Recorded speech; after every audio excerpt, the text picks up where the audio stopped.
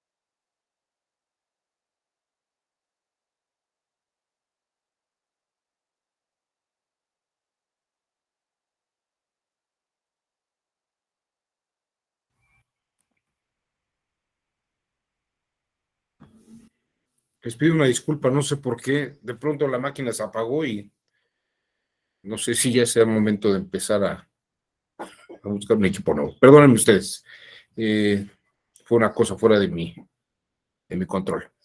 Bueno, les decía, la sesión anterior estuvimos viendo algunas teorías y estuve platicando yo con el doctor Vázquez Moyers sobre que ya habían hablado algo sobre también la parte hermenéutica de, de Gadamer, sobre la que simplemente hice una acotación, pero sinceramente me parece que el tema esencial de la interpretación está en el campo de lo que podríamos llamar teoría de la interpretación de los clásicos del siglo XX.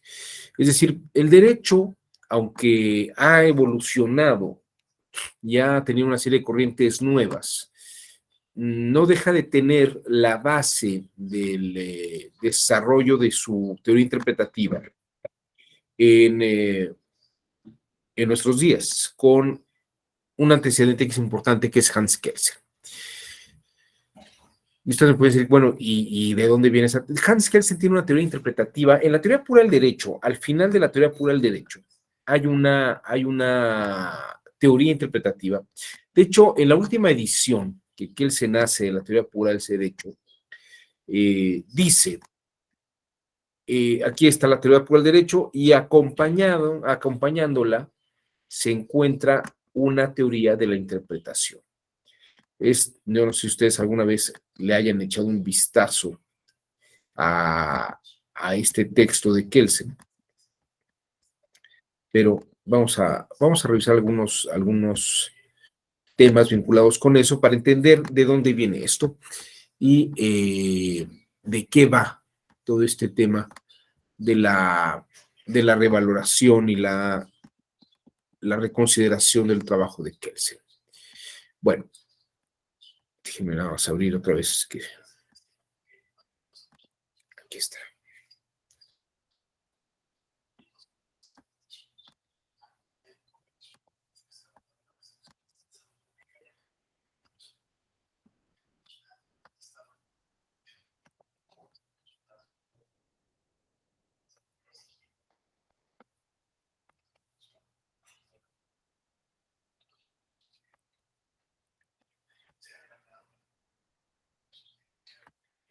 Me disculpas que sí está un poco lenta mi computadora. A ver, ya está.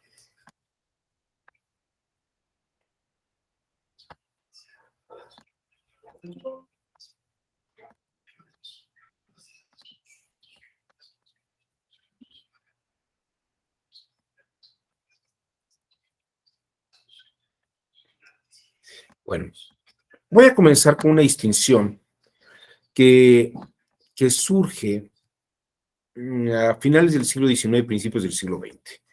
Es es una distinción que hacen los neocantianos, eh, que hacen los neocantianos y que, ya, permítanme,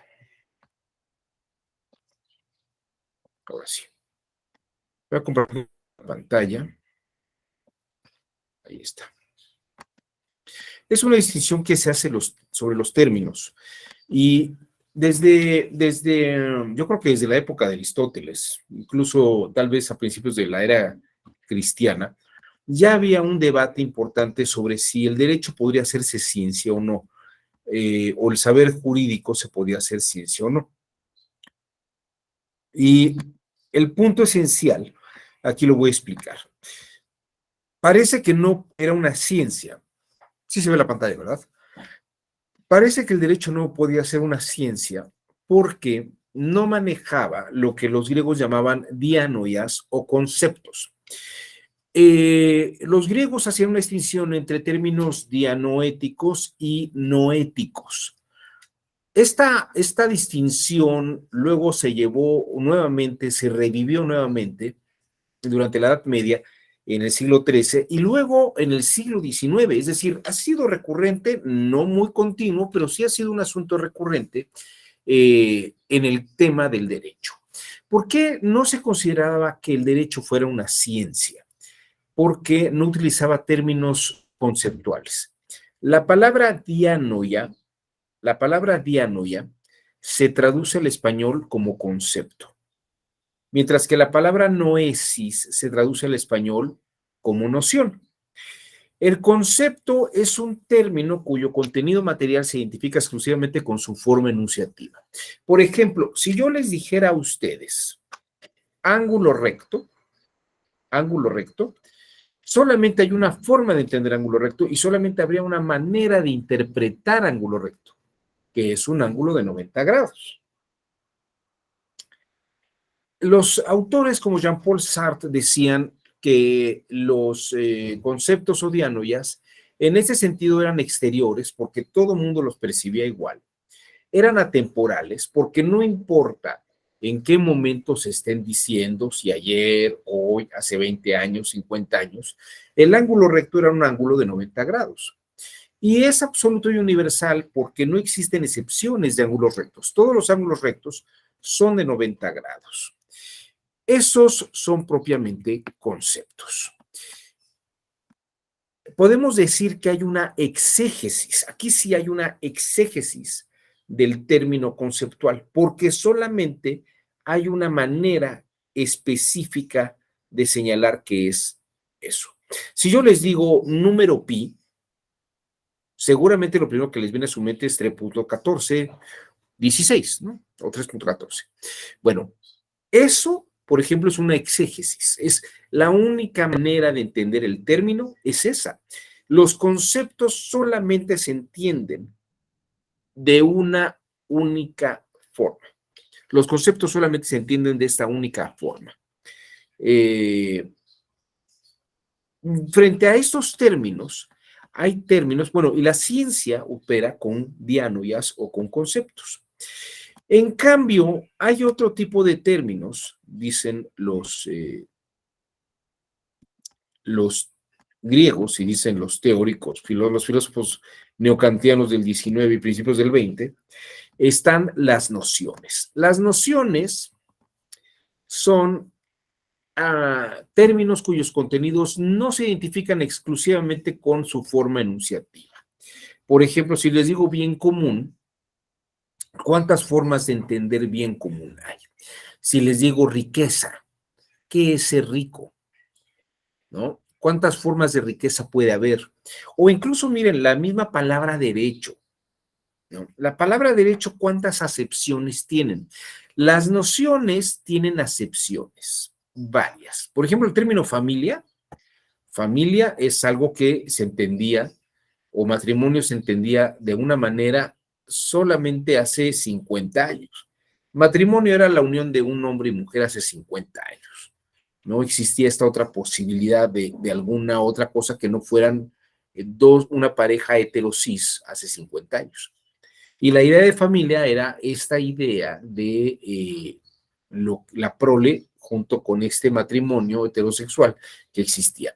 Eso era una noción de familia hace 50 años. Hoy en día, familia se entiende de muchas maneras y también matrimonio se entiende de muchas maneras.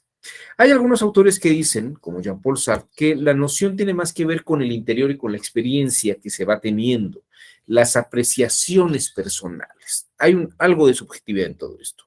O más bien con la experiencia que se ha tenido de tiempo, de época en época, ¿no? Es temporal porque parece que hay términos que tienen un sentido en una época, pero hay quienes tienen otro sentido en otra época. Y se dice que son más que absolutos o universales, que son generales, porque aunque el término podría tener una acepción común la mayoría de las veces, puede ser que tenga excepciones a como se entiende tradicionalmente. Entonces, en esta idea, las nociones son términos que no son exactos. Y se decía que el derecho no utilizaba conceptos, sino que utiliza nociones. El concepto, dice Ibn Yaldún en su Historia Universal del Mundo Árabe, el concepto como la percepción de las formas de las cosas sin ningún juicio concomitante, es decir, las cosas como son. Es la sola exposición de equidades. Ángulo recto, 90 grados. En cambio, la noción es una afirmación, dice Ibn Yaldún, por su parte consiste en confirmar una cosa con otra. Es decir, debemos de llegar a estos acuerdos. El concepto entonces es un término que los alemanes dicen que se explica y la gente lo entiende, ¿no? Yo digo pi, lo explico, el pi es 3.1416 y la gente lo entiende. En cambio, las nociones, por ejemplo, la palabra pobreza, riqueza, matrimonio, depende de dónde, cuándo y cómo se estén enunciando.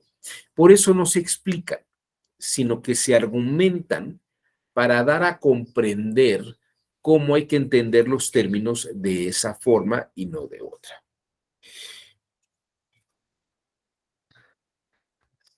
En ese sentido, bueno, en ese sentido, entonces, la interpretación exegética se hace sobre conceptos. La interpretación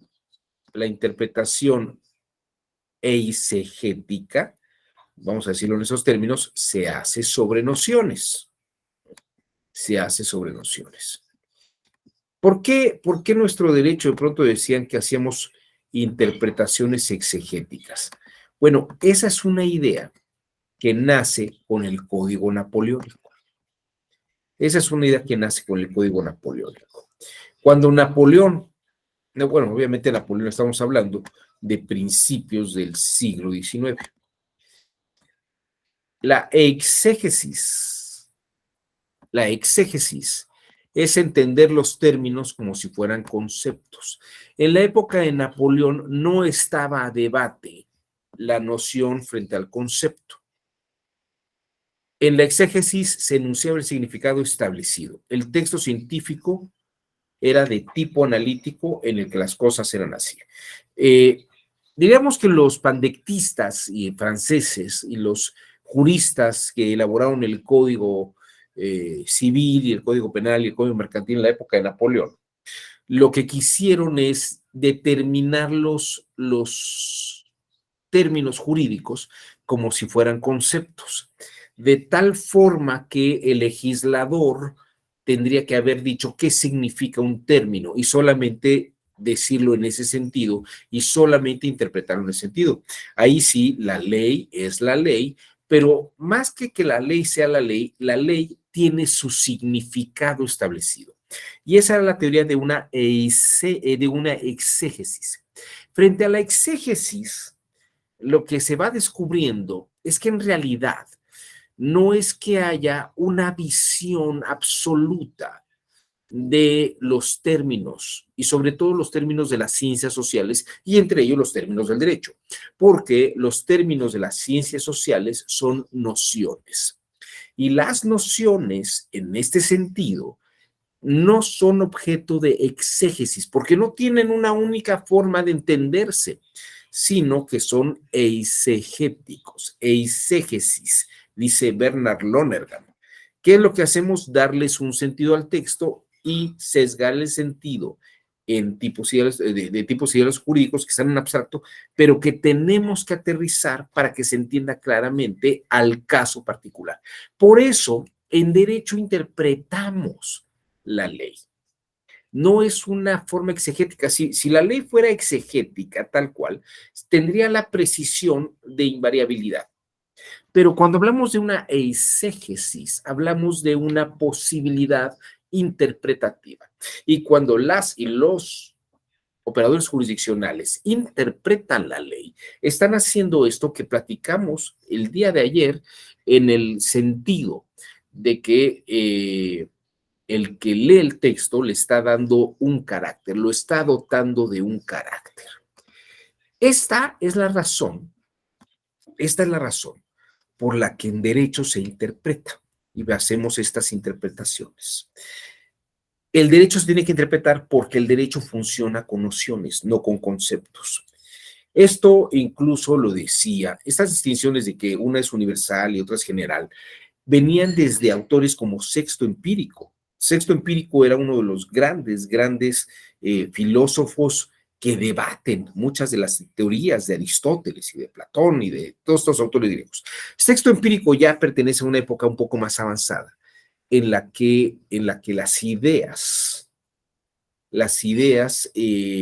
no se consideran como absolutas y determinantes, porque precisamente estábamos en este campo del lenguaje movible movible o más bien flexible. La palabra diremos que es flexible. Esto se complementa y diríamos que va tomando mayor fuerza en la medida que entramos al siglo XX, ¿no? En la medida que entramos al siglo XX, sin duda alguna, las interpretaciones que se van haciendo son mucho más severas. Ahora, si ustedes me preguntan de dónde viene eso de los conceptos y las nociones en el siglo XIX, bueno, les voy a dar voy a dedicar un par de minutos a esta exposición, a estos términos. Miren, desde el siglo XIX, este señor Paul Gustav Droysen fue el primero en rescatar estas ideas griegas y distinguir los términos explicar y comprender. Explicar era precisamente como para términos más rígidos y comprender era como comprender con H, como ver todo el contexto o el entorno de algo para entender una idea. Después de Paul Gustav Droysen, George Simmel, este sociólogo, fue afirmando que la comprensión se aplicaba muy bien al campo de la sociología y las humanidades, porque era ver el contexto global, no era ver las cosas con una terminología explícita, precisa, ¿no? Como en el caso de las ciencias exactas y los conceptos. Y el autor que sintetiza ya a principios del siglo XX, finales del XIX, principios del XX, es Wilhelm Dilthey. Wilhelm Dilthey sí hace esta distinción. Sí hace esta distinción entre nociones y conceptos, donde comprender es ver el contexto de algo y la noción, y comprender es algo que se utiliza para las nociones, mientras que explicar es algo muy preciso para los conceptos determinados. También en esta misma línea, otro autor que se llama Edmund Husserl. Edmund Husserl también distinguió estos términos diciendo que tal vez la razón pura teórica manejaba conceptos y una razón práctica era más de nociones. Y la razón empírica utilizaba incluso nociones. Bueno, y tal vez me gustaría hacer una precisión sobre la teoría de la interpretación en el campo del derecho. Baruch Spinoza distingue la terminología de conveniencia de adecuación. Y fíjense que yo creo que hoy en día ustedes podrán ver incluso cómo tuvo alcance esta afirmación de Spinoza. Porque dice Spinoza, cuando una situación concreta la llevo a una definición acá en la ley, y todo lo que está ocurriendo lo sujeto a esta definición abstracta, eso es una conveniencia. Todo lo entiendo bajo el término del diccionario de la Real Academia o en terminología abstracta. Mientras que la adecuación es la ley debe de adecuarse, la voy a interpretar eisegéticamente de una manera adecuada para que se aplique, diríamos, para que, por ejemplo, entre como un guante de cirujano al caso concreto en sus contextos y sus circunstancias particulares. Esto sería hacer una adecuación. Mientras que la conveniencia es, voy a obligar a toda la situación a sujetarse a este término en abstracto, como lo entiendo en abstracto. Oiga, pero puede dañar perspectivas de género, puede dañar grupos vulnerables. No me importa, dirían algunos. La ley tiene este sentido único conceptualizado y sujeto todo a esto. Y al que le acomode, qué bueno, y al que no, no. En cambio, la teoría de la adecuación es la ley tiene que ajustarse a las circunstancias concretas en específico. Y en ese caso, diríamos que la conveniencia es una especie de exégesis en la que me obligo a todo lo que está ocurriendo, meterlo en un concepto abstracto y si funciona, qué bien, y si no funciona, ni modo. Y por el otro lado, si la adecuación, a mí me parece que en el mundo jurídico lo que hay que precisar es la adecuación, es precisar la adecuación de las circunstancias para que la ley se pueda ajustar de una manera más precisa. No sé si hasta aquí hay algún comentario o alguna duda.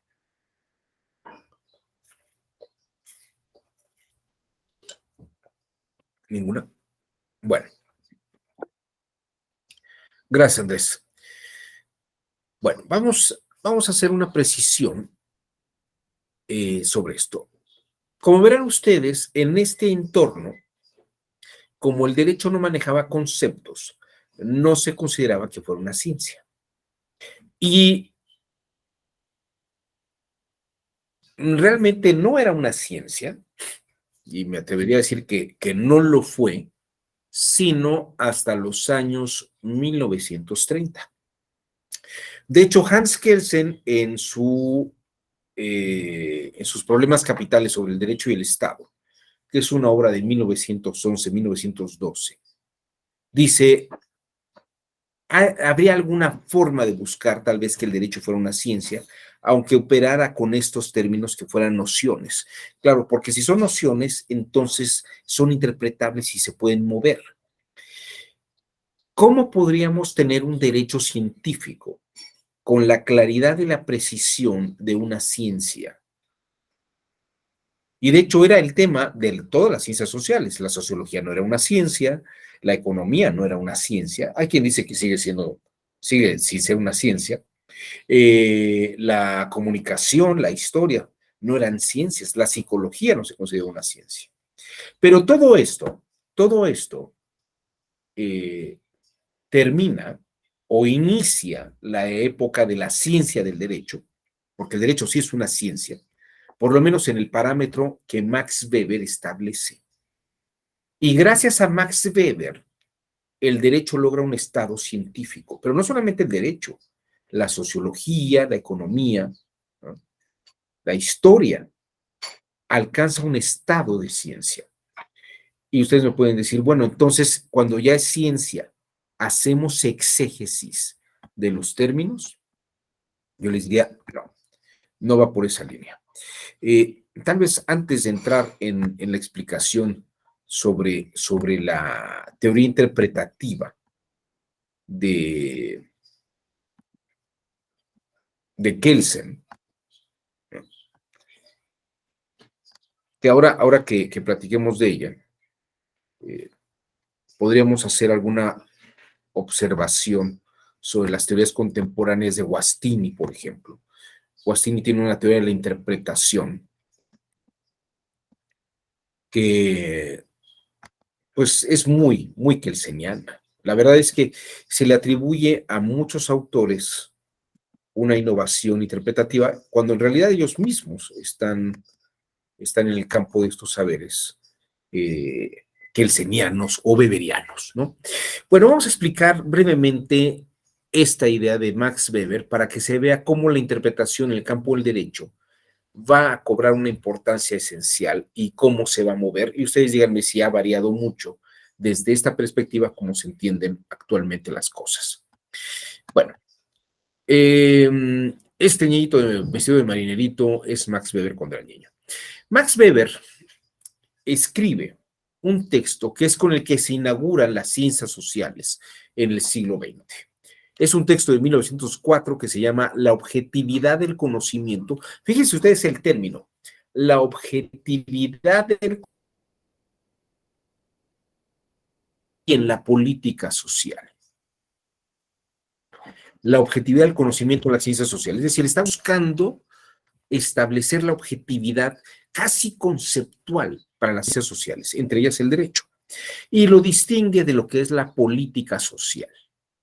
Ahora bien, ¿qué dice Max Weber en este texto? Es un artículo que de hecho se publica en la revista Archivos para las Ciencias Sociales, o Archives, como se le conoce en la mayoría de los casos. Él toma la dirección de la revista y publica este primer artículo que luego se convertirá en un libro. Y es un texto muy importante. Es un texto con el que se inaugura las ciencias sociales y voy a explicar por qué. Tal vez es un poco conocido el texto. Yo, la verdad, me pregunto a veces por qué nunca nos enseñan estas cosas en la carrera de Derecho. A lo mejor ustedes sí, pero donde yo estudié no. La objetividad del conocimiento de las ciencias sociales dice, en esta obra dice Weber, que una ciencia, cualquier ciencia, la química, la física, tiene dos características esenciales: objetividad y predicción. Objetividad y predicción. La objetividad es que todo mundo vea exactamente lo mismo, y predicción es que digamos qué es lo que va a ocurrir. Por ejemplo, si yo digo que cuando una dos moléculas de hidrógeno y una de oxígeno voy a obtener agua, estoy haciendo una predicción, y si ocurre como lo estoy diciendo que va a ocurrir, y todo el mundo ve que ocurre el fenómeno, efectivamente se cumple la predicción y objetivamente todo el mundo lo percibe. Ahí habría una ciencia. Si yo les digo, cuando yo dibuje un ángulo de 90 grados, voy a obtener un ángulo recto. En ese sentido, cuando dibuje el ángulo recto, el ángulo de 90 grados, voy a tener un ángulo recto, estoy haciendo una predicción. Y en el momento que lo dibuje, si todo el mundo ve que ocurre así, efectivamente tendré una objetividad en la que todo el mundo ve que mi predicción se cumple. Entonces, en este texto, Weber dice eso precisamente. Si yo veo que las cosas ocurren como las estoy prediciendo, como estoy haciendo la predicción, en ese sentido ya tengo una ciencia. Ahora bien, por ejemplo, voy a poner un caso muy burdo para que vean ustedes. Miren aquí. Aquí tengo un lápiz, ¿no? Ya casi nadie usa los lápices. Yo sí uso lápiz porque me gustan mucho los lápices. Miren, vean ustedes. No sé, vamos a hacer un ejercicio. Alberto Sánchez Castro, ¿me estás viendo con el lápiz? Ok. Fíjate, te voy a hacer un par de preguntas, ¿eh? Fíjate bien. Mira, voy a hacer mi predicción. Cuando yo suelte el lápiz va a caer en mi mano. ¿De acuerdo? ¿Viste el fenómeno? ¿Todo el mundo lo vio? Ok. Se cumplió la predicción, ¿no? Se cumplió la predicción. Hice una predicción y todo el mundo lo vio objetivamente. Ahora bien, Alberto, te voy a hacer una serie de preguntas. Nuevamente, voy a hacer mi predicción, ve el fenómeno. Voy a hacer mi predicción. Cuando suelte el lápiz va a caer sobre mi mano, ¿no? ¿Lo viste? Ok, Alberto, déjame hacerte un par de preguntas. ¿Cayó bonito o cayó feo? Caray, pues lo vi normal, pudiéramos definirlo como bonito. Sí, pues fue estético, a lo mejor no cayó diferente, sino que cayó así. Nunca me había preguntado eso, pero creo que sí. ¿Cayó bien o cayó mal? Bien, Porque puede haber una caída mala, ¿no? ¿Cómo distinguirías una caída buena de una caída mala? pues a lo mejor en la forma, ¿no? De cómo bajó el lápiz, que bajó, digamos, pues yo lo vi un poco más horizontal. Quizá una caída mala pudiera haber sido, no sé, vertical para mí. Ok, fíjate que este es el punto que quiero mostrar. Weber dice que las ciencias solamente describen hechos. El lápiz se cayó. Las dos moléculas de hidrógeno hacen oxígeno. El ángulo recto es un ángulo de 90 grados, pero no hace juicios de valor. Nunca está diciendo, mira, esta línea recta está maravillosa, es bellísima, ¿no? Bueno, hacer una afirmación de esas como, bueno, sí es una línea recta. O cuando habláramos de, por ejemplo, la caída de un cuerpo a 9.8 metros sobre segundos al cuadrado, eso es un error de la naturaleza, eso es equivocado, viola las leyes de la estética, la velocidad tendría que ser más pausada para que se pudiera pensar de una mejor manera, podríamos pensar algunos, ¿no? Weber dice, las ciencias sociales, bueno, la ciencia en general no hace juicios de valor. La ciencia no hace juicios de valor. Las ciencias solamente describen hechos. Entonces, en su libro, La objetividad del conocimiento en la ciencia social y la política social, dice que la objetividad se dedica a describir hechos. No hace juicios de valor ni debe juzgar. Y no significar si una cosa está bien, está mal, está equivocada, está correcta, ¿no? Esto es esencial y muy importante. Esto es esencial y muy importante. ¿A qué le tocaría entonces hacer juicios de valor? Dice Weber, eso ya no sería ciencia, pero la gente puede hacer juicios de valor, pero un juicio de valor no es científico. El juicio de valor es algo que le corresponde en todo caso a la filosofía y a la política en general. Es decir, de hecho, la filosofía la incluye Weber como política, como una opinión de la polis, lo que la gente puede creer sobre algo, ¿no? Entonces, vean ustedes, aquí está el punto. Este es el punto esencial. Si hay objetividad y predicción, podemos decir qué es lo que va a ocurrir. Si sumo 2 más 7 me va a dar 9. Hago la predicción y objetivamente todo el mundo puede ver que ese es el resultado correcto. Si junto dos moléculas de hidrógeno y oxígeno, voy a obtener agua. Ahora, fíjense bien ustedes, aquí habría un problema si pensamos en la normatividad jurídica. Por ejemplo, aquí estoy utilizando un término que aparece en el Código Penal, ¿no? Feminicidio se define como privar de la vida a una mujer por razones de género. Ahora, cuando la ley nos señala que es una razón de género, entre muchas razones, yo solamente aquí coloqué, por cuestión de espacio, el inciso tercero. Se considera que existen razones de género cuando concurre alguna de las siguientes circunstancias. Y el artículo en la fracción tercera dice que existan antecedentes o datos de cualquier tipo de violencia en el ámbito familiar, laboral o escolar del sujeto activo en contra de la víctima. Como verán, el tipo penal, que tal vez sería el más rígido de todos los tipos de normas que hay en el derecho, no tiene una claridad conceptual, ¿no? Porque privar de la vida a una persona no solamente se hace de una manera. Hay muchas formas de privar de la vida a alguien. Y eso es un hecho, ¿no? Hay gente que muere por paros cardíacos, hay gente que muere por, eh, por derrames cerebrales, por problemas respiratorios, hay personas les disparan, hay gente que las acuchillan, hay gente que muere aplastada, en fin, hay una cantidad de formas para privar de la vida a una persona, lamentablemente. Y por razones de género, parece que el tipo es muy amplio, pero sabemos que en todos los casos eso es feminicidio. Ahora bien, ¿cuál es la clave weberiana? Y aquí van a ustedes a ver muy claramente, o a partir de este punto, quiero que pongan ustedes atención, porque aquí es donde viene la conexión de la teoría interpretativa de Kelsen con respecto a la norma jurídica. Vean ustedes lo siguiente.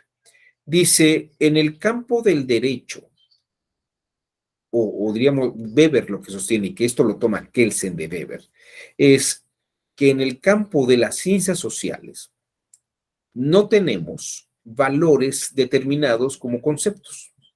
Lo que tenemos es una serie de variables. Las nociones Las noesis son variables como las del álgebra. Si ustedes me preguntan a qué se parece una ciencia social, se parece, dentro de las ciencias exactas, se parece al álgebra, porque parece que el álgebra es ciencia, sin duda alguna, porque pertenece a las matemáticas, pero no es una ciencia exacta. No materialmente, sino formalmente. Los elementos que utilizan no son valores, son variables. Dado que z pueda valer 5, si tengo la suma x más y es igual a z, x podría valer 1, y 4, x podría valer 2, y 3, x podría valer 3, y 2, o x podría valer 4 e y 1, siendo que x valiera 5. Ahora bien, como verán ustedes, los valores de x y de y no son absolutos, sino que varían en razón uno del otro. Y en ese sentido, les diría que, por ejemplo, privar de la vida a una persona es como la variable x. Puede ser por golpe, puede ser por aplastamiento, puede ser morir aplastada, morir acuchillada, morir por un balazo, en fin, pueden ser muchas razones. Pero eso es una variable x. Por razones de género, porque se considera que la mujer tiene que estar en roles de cocina, en roles de madre, tiene que obedecer al marido. Esas son razones de género, que son variables también, ¿no? Y entonces seríamos que el tipo penal es como decir Y. Por razones de género es igual que decir Y. Y la suma de privar de la vida a una mujer como una variable X y razones de género Y es igual a Z. Si Z es feminicidio, cada cosa que quepa en las variables X e Y, en las variables privar de la vida de una mujer y por razones de género, es igual a feminicidio. En ese sentido, fíjense cuál es la genialidad de Weber y lo que toma Kelsen de Max Weber. Hay una objetividad y predicción formal. Sabemos que X más Y es igual a Z. Sabemos que privar de la vida a una mujer por razones de género es igual a feminicidio. Hay una predicción y una objetividad formal, no en cuanto a los contenidos de las variables, pero lo que logra Weber con esto y que asume Kelsen para la ciencia del derecho es que la ciencia del derecho es formal y diríamos que en ese sentido es una ciencia formalista, no de contenidos materiales. Y en ese sentido, me gustaría retomar propiamente la sesión en este punto. Lo positivo del derecho positivo es la formulación de la norma, no su interpretación. ¿Por qué? Porque la interpretación es variable. Puede ser adecuadamente, digo, como una conveniencia, perdón, hacia, yo digo que el diccionario de la Real Academia dice esto y todo lo que vale en el derecho tiene que ir allá. O el término jurídico tiene que adecuarse al caso concreto. Tiene que adecuarse. Y vamos a ver juzgadores y vamos a ver operadores judiciales y vamos a ver también abogadas y abogados que van en ese juego. Me ha tocado tener estudiantes que dicen, no, la ley hay que entenderla así y todo hay que ver si cuadra allá. Pero hay otros que dicen, no, el derecho tiene esta ductibilidad, como diría Zagrebelsky, es dúctil, es flexible y puede haber una adecuación para aplicarlo al caso concreto de una manera pertinente. En ese caso, en ambos casos, hay interpretaciones jurídicas. Tal vez a la que es conveniencia la llamamos exégesis y a la que es adecuación la llamamos eisegesis. Esta idea de adecuación y conveniencia la explica Spinoza en su Ética explicada al modo geométrico. X es una variable científica, dice, es como un cuerpo. Los valores que se le atribuyen son afecciones, signos, modos que le estamos metiendo al símbolo. Pero eso no quiere decir que sean absolutos. Nelson Goodman, un gran profesor de la Universidad de, de, de Harvard y que luego trabajó con mucha gente del Instituto Tecnológico de Massachusetts, dice que debe superarse la distinción entre conocer y sentir. Y esto sobre todo cuando tenemos nociones, no conceptos. Dice, la inteligencia es lo que imaginamos y pensamos con categorías de verdad, falsedad, correcto y incorrecto. Pero cuando agregamos la emoción, sentimos y percibimos físicamente evaluando categorías de que algo está bien o algo está mal. Y fíjense que yo creo, y no lo dudaría, porque muchas formas de atender la vulnerabilidad de ciertos grupos no es un tema de inteligencia abstracta, sino de sentir la situación en la que se está, ser empático con la situación en la que se está con los individuos. De algún modo, esta idea de afección nos permite comprender, recordar nosotros mismos a un modo de reminiscencia. Esto que estoy viendo que ocurre, lo he visto en otra parte y he visto que la gente no la pasa bien o veo que la gente se le está haciendo, esto que está pasando con esa gente no es adecuado por los usos y costumbres que tienen. Reconocemos circunstancias. Los alemanes llaman a esto Vernunft, comprender el contexto de una situación. Y en ese caso hay que hacer una eisegesis de las cosas. Bueno, voy a entrar en la teoría de la interpretación kelseniana para el derecho. Pero no sé si hasta aquí haya alguien que quiera comentar o decir algo al respecto, ¿no? Nadie, de plano.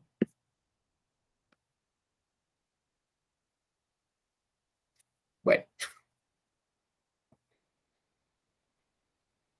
bueno, está bien. No sé si...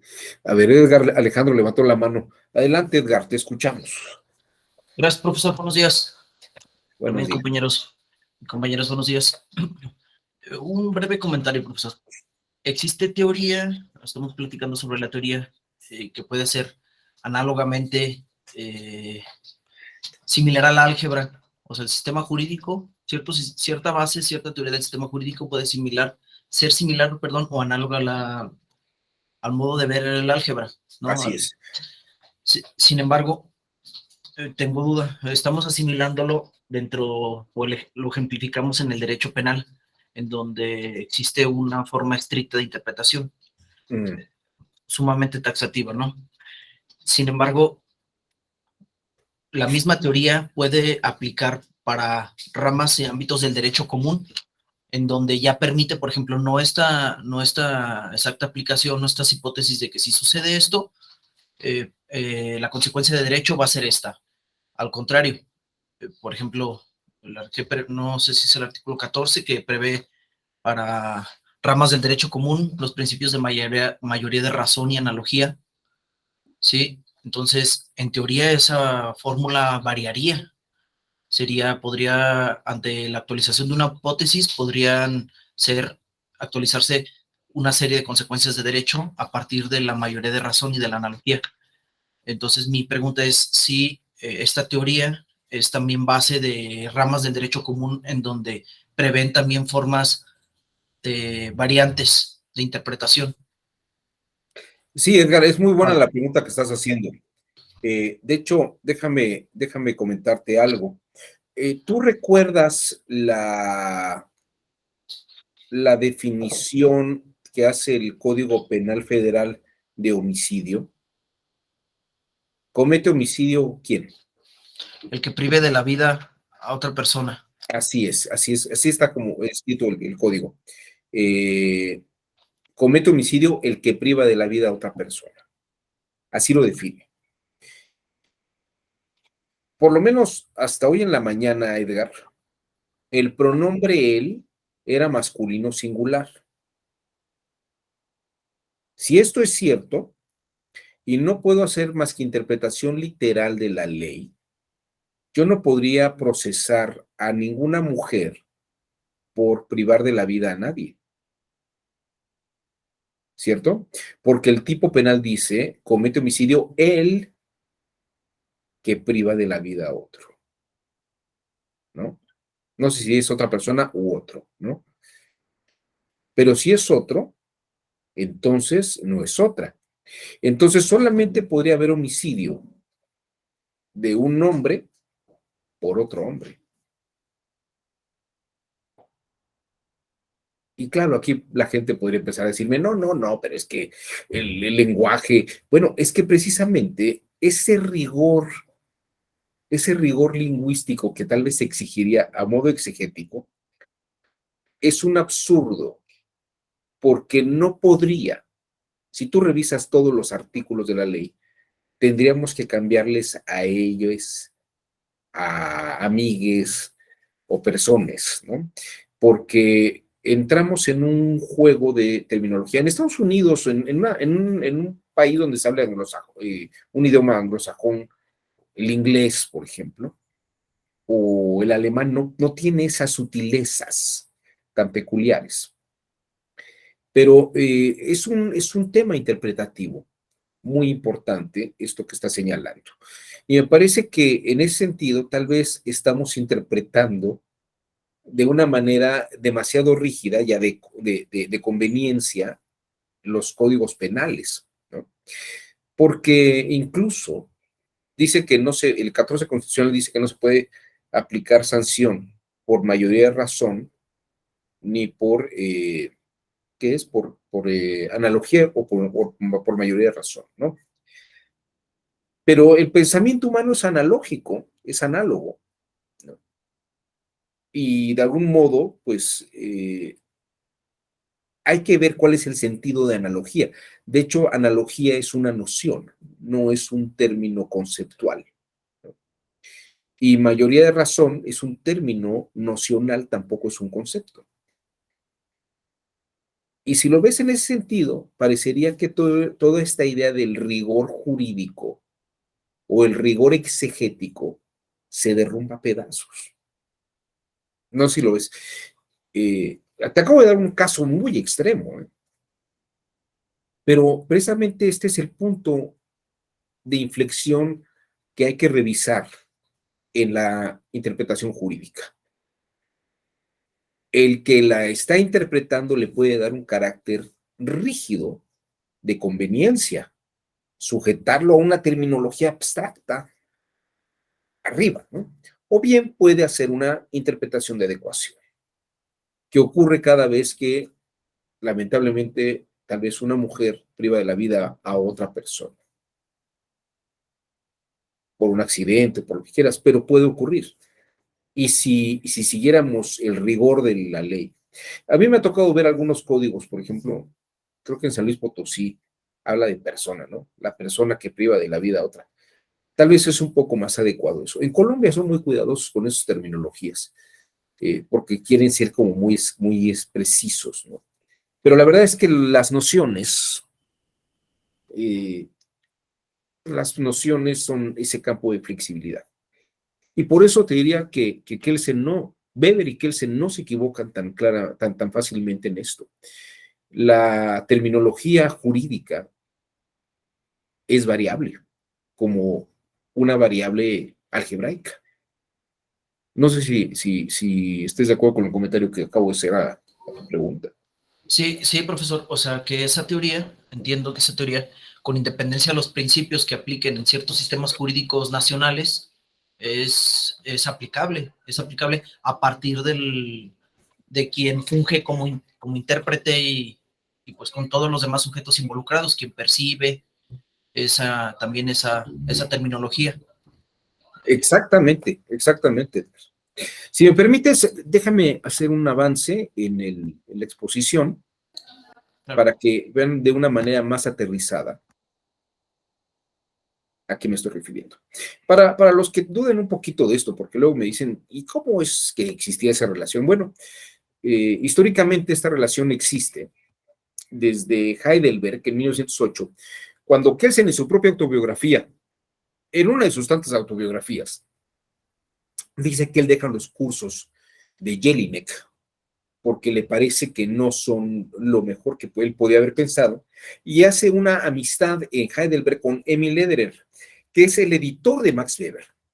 Diríamos que Kelsen conoce la obra de Weber, pero no lo conoce él personalmente. Lo va a conocer hasta después de 1915, pero él ya trabaja, ya escribe artículos en la revista de Max Weber que se llama Archivos de las Ciencias Sociales. Y el hombre que acerca a Kelsen con Max Weber es Emil Lederer. En una carta que escribe Max Weber a su esposa Marianne, del 2 de julio de 1918, ahí habla sobre su relación con Kelsen, cómo va a su seminario y cómo participa el seminario.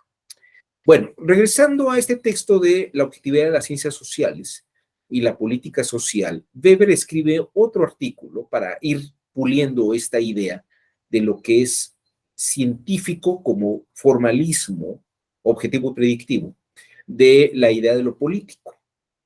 Lo científico es precisamente la formalidad, el cálculo algebraico con sus variables, pero los contenidos que va a tener la variable son políticos. Decir que Y vale 1 y digo que Y vale 1 y que X vale 4 para que Z valga 5, eso es una interpretación política con la que él está interpretando a X e Y para que dé 5.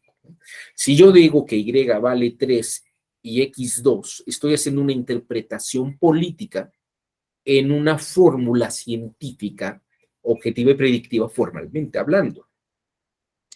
En este contexto, quiero mostrarles la última página de la teoría pura del derecho. Esta es la última página de la teoría pura del derecho.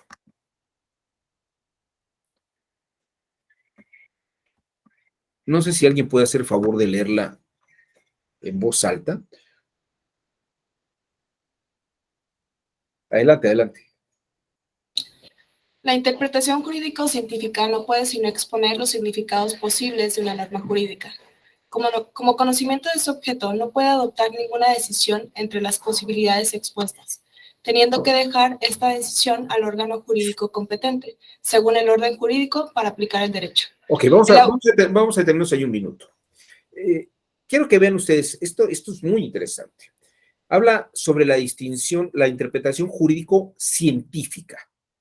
Y dice, no puede exponer sino los significados posibles, ¿no? La ciencia es como el álgebra, X más Y es igual a Z. ¿Cuáles son los significados posibles de X y de Y? Dado que Z es 5, pues la ciencia te dice puede valer 1, 4, 2 y 3, 3 y 2, 4 y 1. Pero la ciencia no nos dice los valores absolutos de esas variables.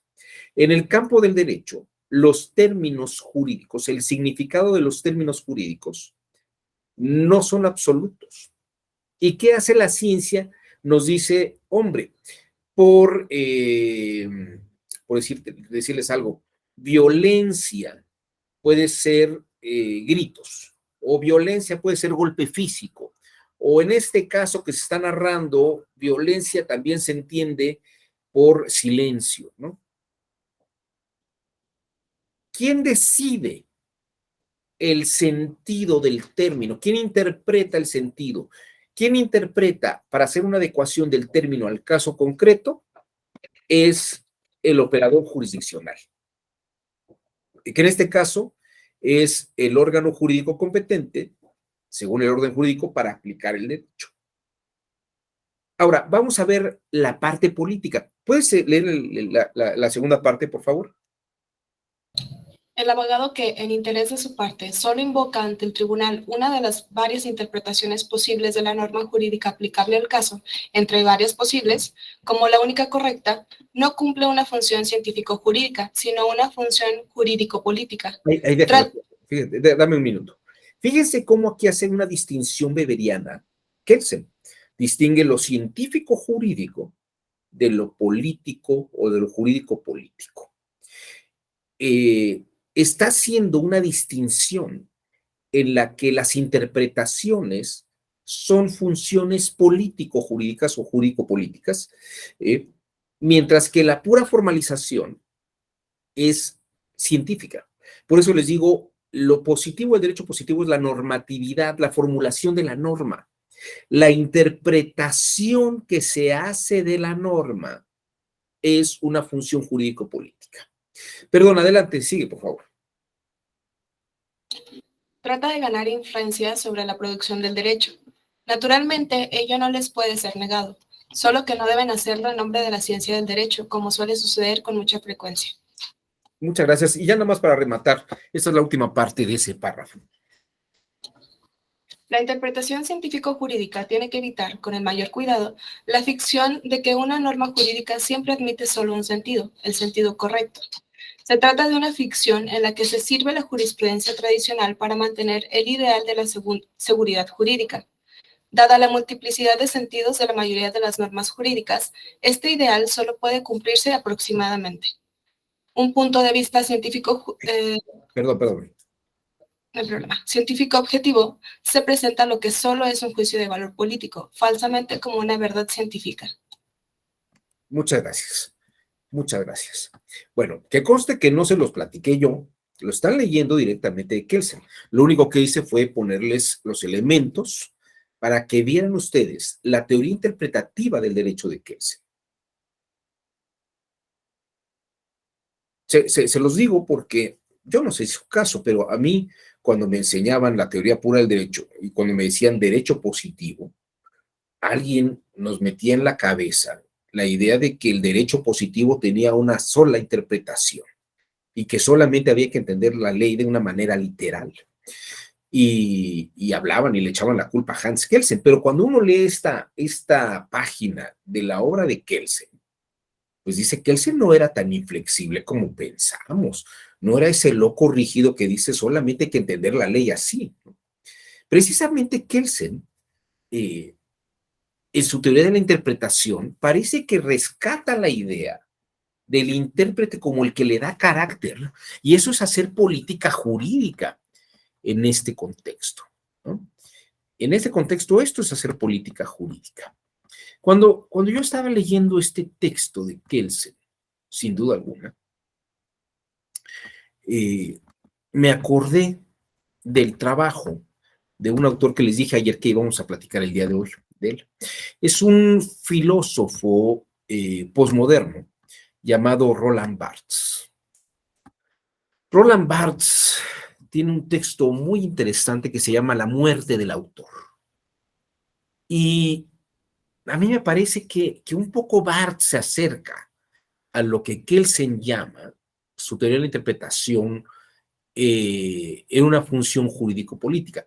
De hecho, al principio del capítulo, del último capítulo de la teoría del derecho, que es la teoría de la interpretación, Kelsen afirma que la interpretación es un procedimiento espiritual.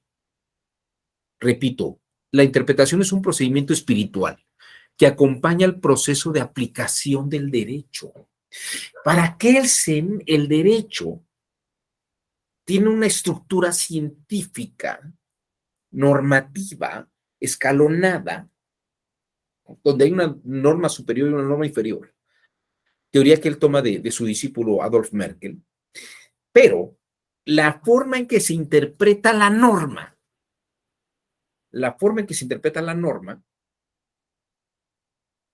no pertenece al campo de la ciencia, pertenece al campo de la función jurídico-política, que es una apreciación, y política me refiero a la apreciación emotiva, narrativa, que hace la o el operador jurisdiccional para adecuar en la comprensión del caso general al caso particular.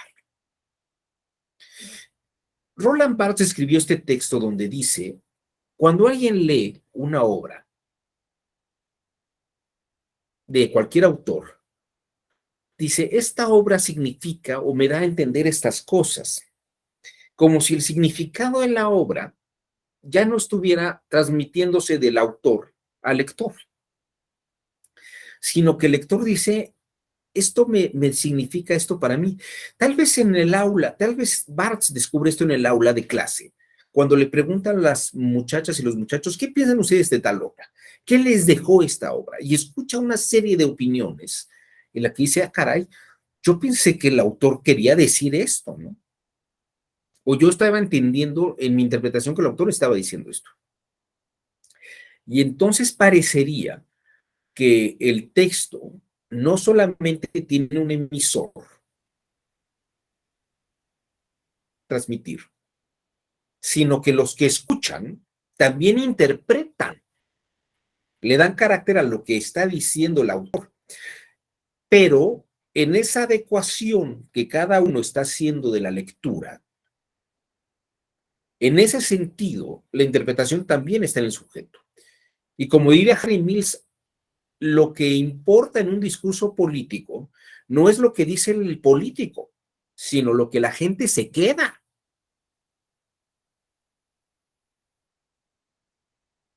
Hay algunos autores que hablan sobre el rigor de hay que ir a lo que el autor de la ley quería, ¿no? Pero fíjense, esto de lo que el autor quería nos recuerda la teoría de la jurisprudencia de los intereses de Philip Heck. Philip Heck, en su libro El problema de la creación del derecho, sostiene que de toda forma posible debemos de acudir al espíritu del legislador y al espíritu de la ley con el que se creó la norma jurídica. Y hay que preferir los intereses del legislador frente a los intereses de los particulares en tiempos posteriores.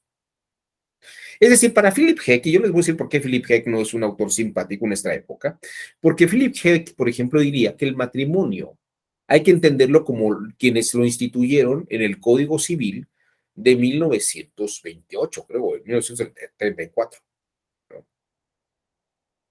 Donde el matrimonio era la unión de dos heterosexuales cis, hombre-mujer, y no de ninguna otra manera.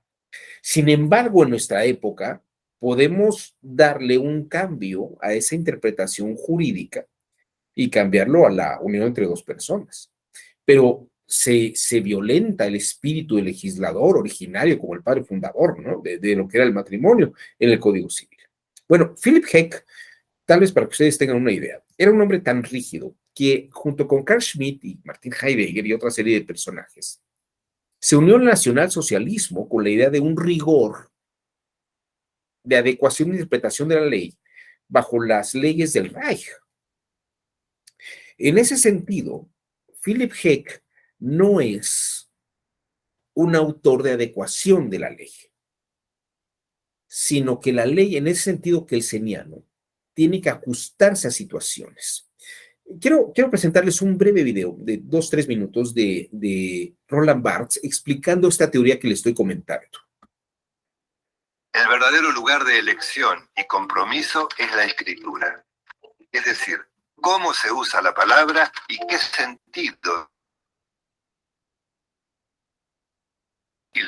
La escritura es una herramienta que cumple la función de unir la creación del autor con la sociedad.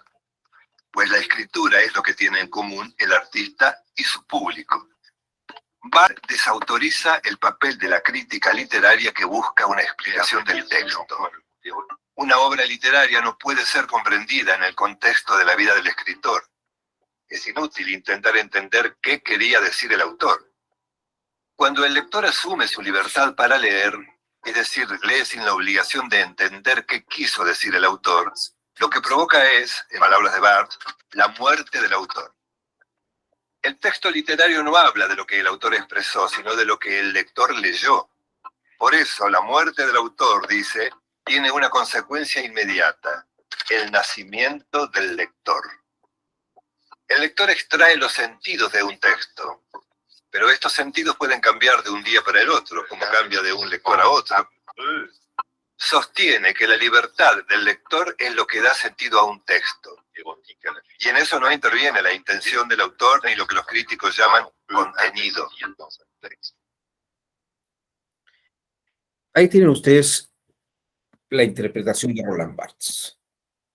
Guadalupe, levantó usted la mano, le escuchamos. Sí, profesor, nada más para hacer un pequeño comentario, porque lo veíamos en clases anteriores con el doctor Alonso y él nos refería que cada texto, cada lectura o cada posicionamiento por parte de una persona tiene un compromiso intelectual y un compromiso también teórico, que esto atiende al contexto en el que esa persona fue creciendo, ¿no? Tanto la escuela a la que perteneció, porque pues desde ahí se van formando ciertas ideologías, al entorno social, al entorno político, y creo que es algo que aplicamos incluso al momento de, pues, de hacer sentencias tal cual. Yo lo veo, por ejemplo, en el caso de los silogismos jurídicos. Si tenemos una premisa mayor, que es el deber ser, tenemos una premisa menor, que es el hecho concreto, y tenemos una conclusión, a mi punto de vista, es ahí donde quienes fungimos como juzgadores y juzgadoras ponemos ese aspecto, ese punto de vista personal, ¿no? Es cuanto. Así es, Guadalupe. Incluso la premisa mayor no tiene un rigor interpretativo. La premisa mayor es precisamente donde estás sesgando el sentido para adecuarlo al caso concreto. Y efectivamente, cada cabeza es un mundo. No hay dos personas en el mundo que piensen exactamente igual. Hay coincidencias, hay felices coincidencias, pero no todo mundo percibe la realidad de la. Y aquí yo quisiera perfilar el final de mi exposición, tal vez hablando sobre lo que son las teorías más cercanas a, a esta, a esta corriente. Porque, vamos a decirlo en esos términos, podría hablar de Robert Nozick y de John Rawls en cuanto al tema de la justicia, cómo hay que entenderla. Y me gustaría, por ejemplo, retomar aquí la idea de Roland Barthes, pero también un poco la relación que puede haber con Kelsen. Y voy a comentar dos teorías que van muy de la mano en ese sentido.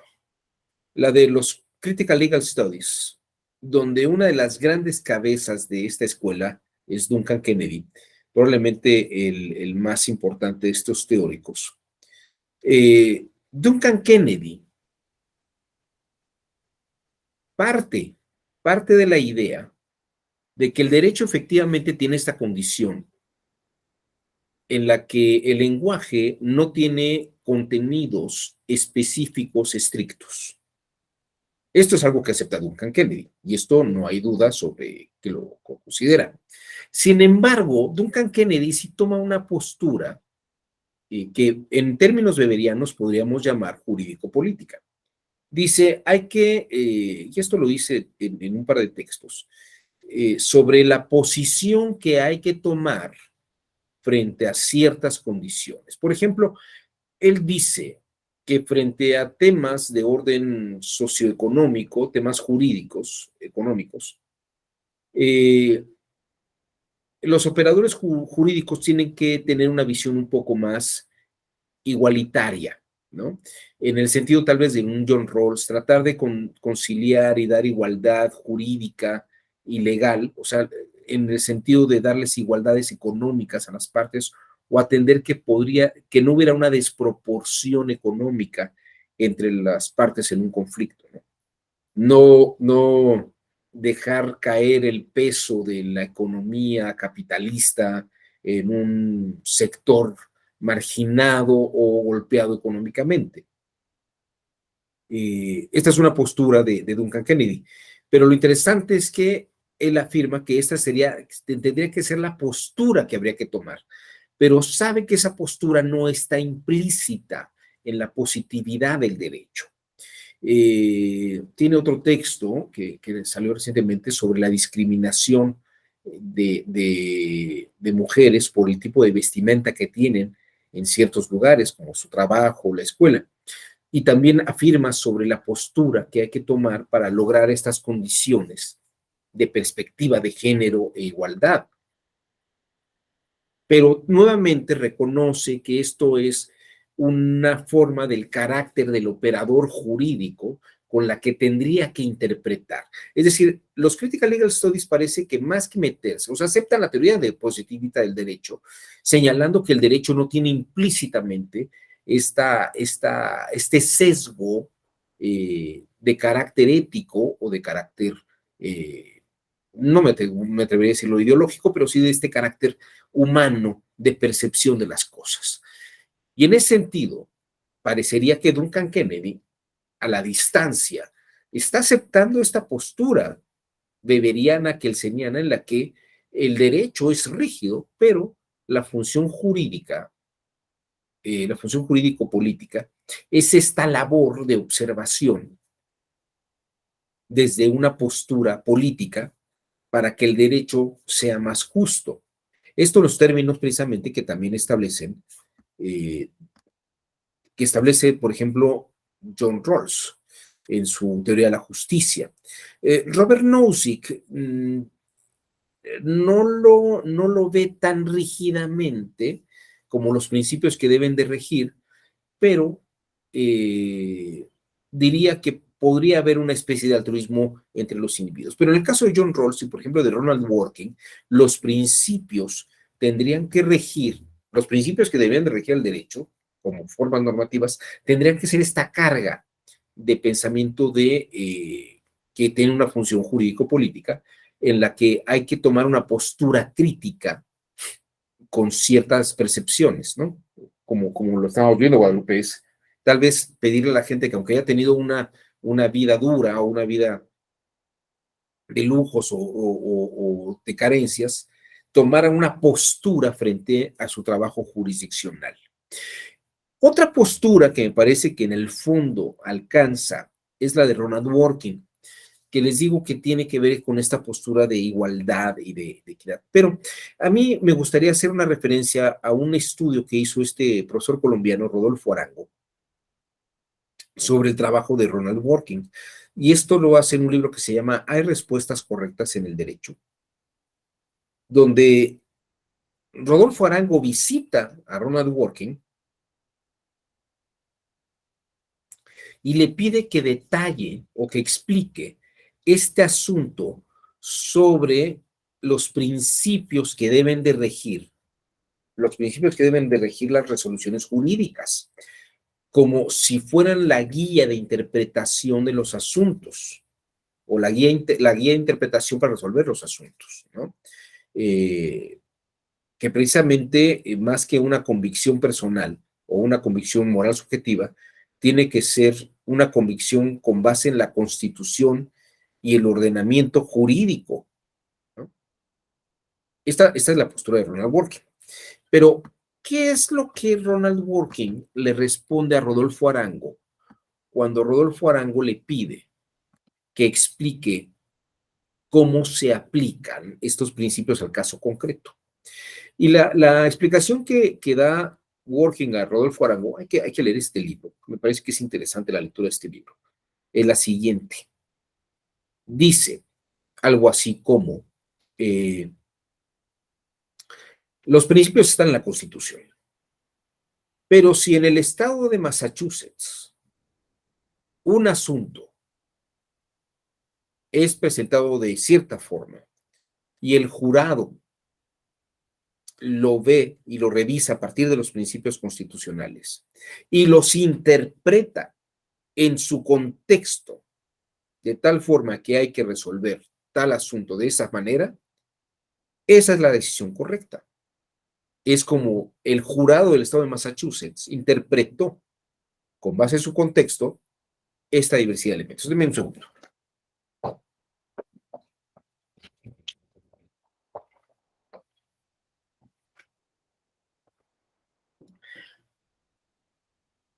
Pero si el mismo asunto, un asunto parecido, un asunto análogo, en el estado de Texas, el jurado que lo revisa, siguiendo los principios constitucionales, los interpreta y resuelve que el caso se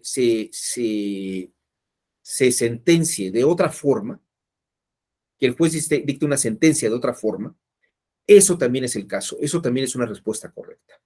Es decir, los principios son los mismos, pero la interpretación parece que puede variar de contexto en contexto, ¿no? Esto es lo interesante que señala Rodolfo Arango en este texto. Me parece que hay que revisarlo en el sentido porque hay algunos radicales principialistas que siguen a Ronald Dworkin que dirían, no, el principio se aplica. Sí, claro, en todos los casos el principio se aplica. El tema es que la interpretación no está específicamente señalada en la Constitución. ¿Cómo hay que interpretar esos principios? Esto es una labor del operador jurisdiccional. Y esto es tal vez lo que no terminamos de entender y ver con claridad. Que la interpretación jurídica, como diría Kelsen, es una función espiritual. Pero la respuesta de Ronald Dworkin parece que cuadra muy bien con esta teoría kelseniana, de que el derecho son normas, se siguen las normas, tienen esta rigidez formalista, pero son objeto de interpretación de los operadores, son los que le dan el carácter a esto. Es decir, no existe una exégesis literal. O puede haber una exégesis literal, pero la exégesis literal no agota la aplicación de la norma al caso. Solamente que se hiciera precisamente como una conveniencia, como lo establece Spinoza.